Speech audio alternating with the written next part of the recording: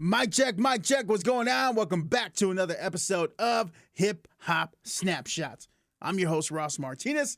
This week kicks off a fresh 5-episode arc called Behind the Curtain: What It Costs to Play the Game, where we pull back the velvet ropes and bright lights to expose the real business of the rap game. Because, yeah, hip-hop was born in the parks, but rap got brokered in boardrooms.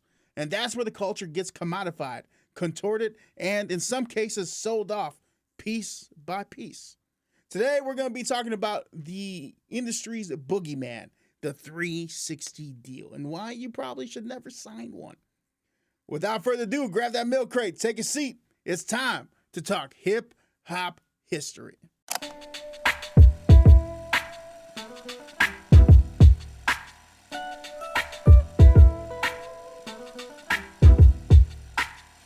Let's start where all games begin, by understanding the rules and the people on the board. The 360 deal itself was one of the most controversial moves in music history. And it didn't just drop out of thin air. In the early 2000s, when physical album sales were dwindling and digital piracy was on the rise, Jeff Hansen, alongside attorneys Jim Sumwalt and Kent Marcus and Orville Allman, rolled out what became the first modern 360 contract. And the first artist to sign on and be a victim of the 360 was a group called Paramore. Young, hungry, and eager to break through, the label promised reach, radio, and resources, but took a piece of everything. And I mean everything. Not just album sales, but merch, tours, publishing, sponsorships, and even side hustles. Everything you did, you were a part of the machine. And they took bits and pieces. The 360 deal wasn't about building artists, even though that's how they promoted it and preached it, right? It was about building revenue streams from every corner of the artist's life. Fast forward to hip hop. The model spreads big.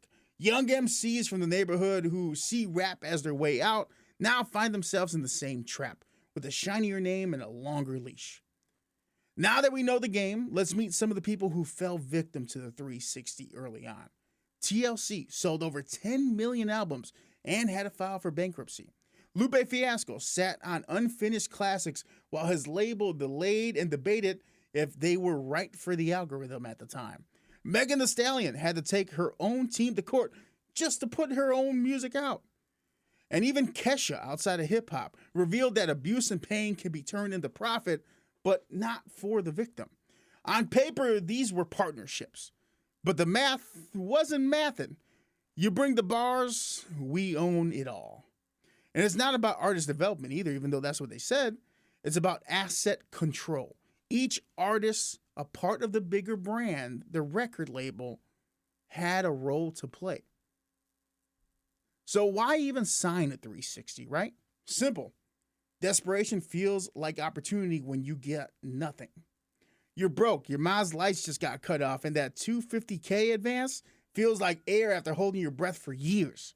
But what they don't tell you, that advance is a loan with fine print in 8-point font. And sometimes the lawyer who revealed that contract for you works for the label itself, and they ain't got your best interest in mind. Yeah, some artists were able to take the 360 and flip it into something bigger, right?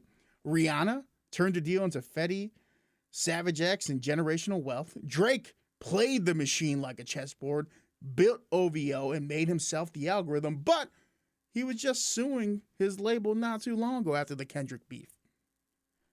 For every success story, there's a Rico Nasty, a De La Soul, a Snow the Product.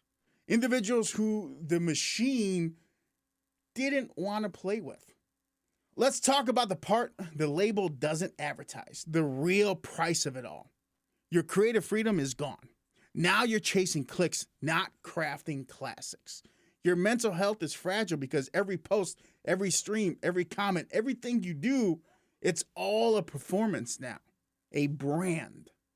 Your ownership is a myth.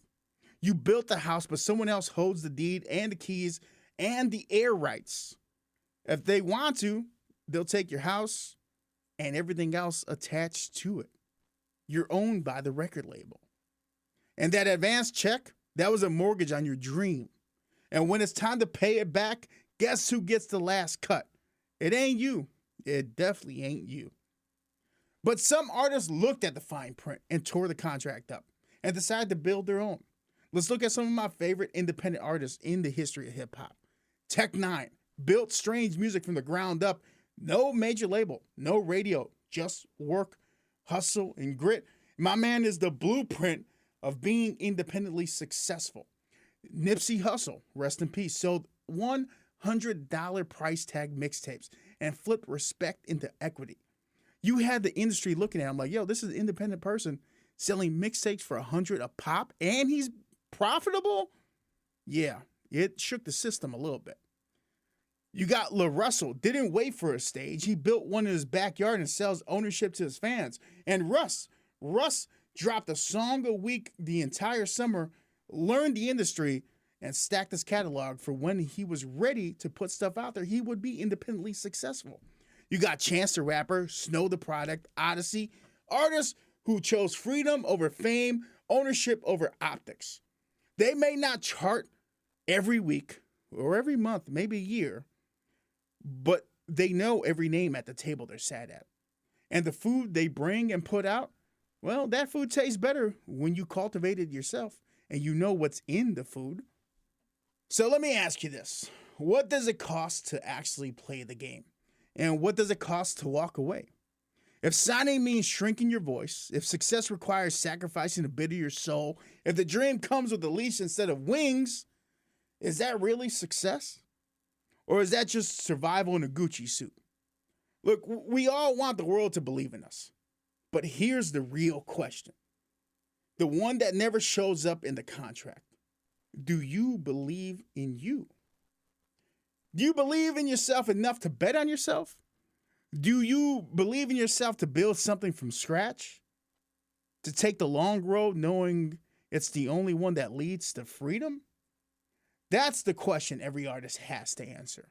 Not in front of fans, but in front of the mirror. All right, without further ado, there's been another Hip Hop Snapshot. I'm your host, Ross Martinez. Until next time, read every contract thoroughly. You read it, and if you're going to ask questions, make sure you trust that person that you're getting advice from, not ChatGPT. So until next time, read the contract, protect your art, and believe in yourself. And above everything, be hip-hop. I'm out. Peace.